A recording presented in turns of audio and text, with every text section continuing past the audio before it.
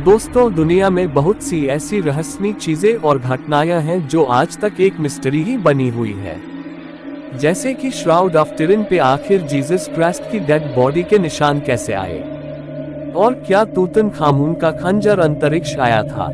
क्यों उसने वैज्ञानिकों को 100 साल तक ये मानने में मजबूर कर दिया कि ये खंजर इस दुनिया का है ही नहीं। सॉडर फैमिली के बच्चे आखिर रहस्यमय तरीके से कैसे गायब हो गए। क्या पॉलक सिस्टर्स का सच में पुनर्जन्म हुआ था। एक कार एक्सीडेंट में 3 बच्चों की मौत हो जाती है, जिसमें से एक 9 साल का लड़का था, 6 और 11 साल की 2 सगी बहनें। अपने बच्चों की मौत से पॉलक फैमिली पूरी तरह टूट जाती है। लेकिन इस घटना के 3 साल बाद पॉलक फैमिली में ही 2 जुड़वा लड़कियों का जन्म हुआ। पॉलक फैमिली अपने बच्चों को एक्सीडेंट में खोने के बाद इन लड़कियों के जन्म से बहुत खुश थी। लेकिन जब ये लड़कियां 4 साल की हुई तो वो अपनी 4-5 साल पुरानी बातें याद करने लगी, जो पॉलक फैमिली की उन 2 मरी हुई बेटियों को पता थी। वो उस स्कूल की बातें कर रही थी जहां वो कभी गई ही नहीं, लेकिन जिसमें उनकी मरी हुई बेटियां जाया करती थी, जिनका पुनर्जन्म हुआ है। पुनर्जन्म की ये घटना वाकई किसी मिस्ट्री से कम नहीं है, क्योंकि इन लड़कियों का जन्म उसी घर और उन्हीं माता पिता से हुआ था। दोस्तों, श्राउड ऑफ ट्यूरिन एक 14 फुट लंबा लिनन का कपड़ा है, लेकिन इस कपड़े में कुछ खास है जो आज भी एक मिस्ट्री बना हुआ है। दरअसल इस 14 फुट लंबे कपड़े पर एक आदमी का प्रिंट बना हुआ है, जिसके बारे में कहा जाता है कि ये प्रिंट जीसस क्राइस्ट यानी यीशु मसीह का है, क्योंकि इस कपड़े पर बने हुए प्रिंट पर ठीक वैसे ही बॉडी और घाव के निशान है जैसे यीशु मसीह की डेथ से पहले उनके शरीर पर लगे हुए थे।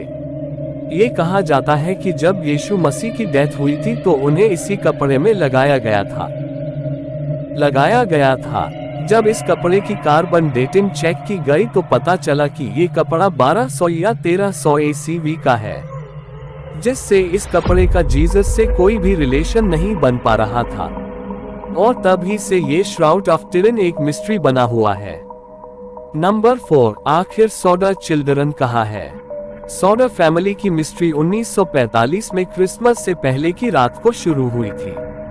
सॉडर फैमिली यूनाइटेड स्टेट्स की वेस्ट वर्जीनिया में एक छोटे से टाउन फेटविल में रहती थी। इस फैमिली में जॉर्ज सॉडर और जैनी सॉडर अपनी 10 बच्चों के साथ रहते थे। जब सॉडर फैमिली को घर में आग लगने का एहसास हुआ तो वो सब अपनी जान बचाने के लिए बाहर भागे। जॉर्ज ने बाहर देखा कि उनके 5 बच्चे अभी भी बाहर नहीं आए हैं। आखिरकार घर ऐसे ही सुबह तक जलता रहा। अगर उस आदमी को बहुत दिनों से जॉर्ज के घर के बाहर देखा जा रहा था, लेकिन उस आदमी और सॉडर फैमिली के बच्चों का आज तक कुछ पता नहीं चला है। सॉडर फैमिली ने अपने बच्चों को ढूंढने के लिए हर कुछ चेकी, लेकिन वो हमेशा नाकामयाब ही हुए। पता नहीं आखिर वो बच्चे कहाँ गायब हो गए थे, और क्या उस अनजान आदमी का इससे कुछ लेना देना भी था या वो सिर्फ एक कोइंसिडेंस था। ये आज भी एक मिस्ट्री है। नंबर 3, तूतनखामुन का खंजर। फेरोन्स एंशिएंट इजिप्ट के राजाओं को कहा जाता था, और तूतनखामुन फेरोन्स डायनेस्टी का आखिरी राजा था, जिसे किंग तूत के नाम से भी जाना जाता है। तूतनखामुन की मम्मी पहली बार 1922 में इजिप्ट से डिस्कवर हुई थी। तूतनखामुन की मम्मी असल में 3 ताबूतों के अंदर दफन थी, और जब तूतनखामुन की मम्मी को खोला किया था तब उसकी मम्मी ने गले में एक ताबीज पहना हुआ था, और उनकी पूरी मम्मी सोने से बने हुए गहनों से ढकी हुई थी।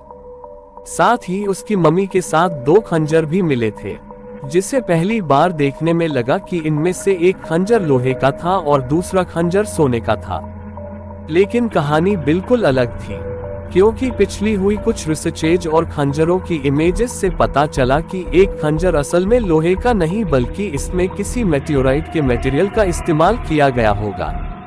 एक स्टडी के मुताबिक जिस तरह का निकल इन खंजरों को बनाने में इस्तेमाल किया गया है वो निकल अर्थ पर ओरिजिनेट यानी उत्पन्न ही नहीं होता है।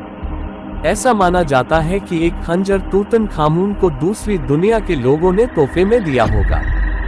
1 अगस्त को किलर ने दूसरी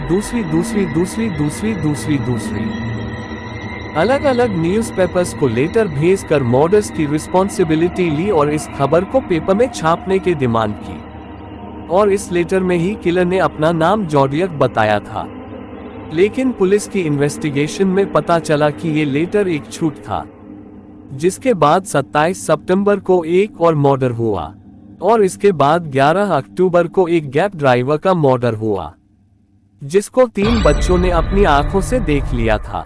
लेकिन उस वक्त किलर का चेहरा ढका हुआ था और केस आज भी एक मिस्ट्री है। इंग्लैंड में एक स्मारक है जिसे शेपर्ड्स मॉन्यूमेंट कहते हैं। इसे 1763 के आसपास बनाया गया था। इस मॉन्यूमेंट पर निकोलस बुसान की पेंटिंग बनी हुई है जिसे द आर्केरियन शेपर्ड्स कहते हैं। इस मॉन्यूमेंट के नीचे 10 अक्षर का एक कोड लिखा हुआ है जिसे आज तक कोई भी डिकोड नहीं कर पाया है। इवन मशहूर बायोलॉजिस्ट चार्ल्स डार्विन ने भी इस कोड को डिकोड करने की कोशिश की थी, लेकिन वो भी इसे डिकोड नहीं कर पाए। बहुत से थ्योरिस्ट का मानना है कि अगर इस कोड को समझ लिया गया तो ये हमें द होली ग्रेल तक ले जा सकता है। खैर 2 सेंचुरीज बीतने के बाद भी इस कोड को कोई डिकोड नहीं कर पाया है। इससे दुनिया का सबसे मुश्किल कोड और मिस्ट्री माना जाता है। तो दोस्तों, ये थी कुछ अनसॉल्व्ड मिस्ट्रीज। अब अगर आपको ये वीडियो अच्छी लगी और आगे भी ऐसे ही अमेजिंग वीडियो देखना चाहते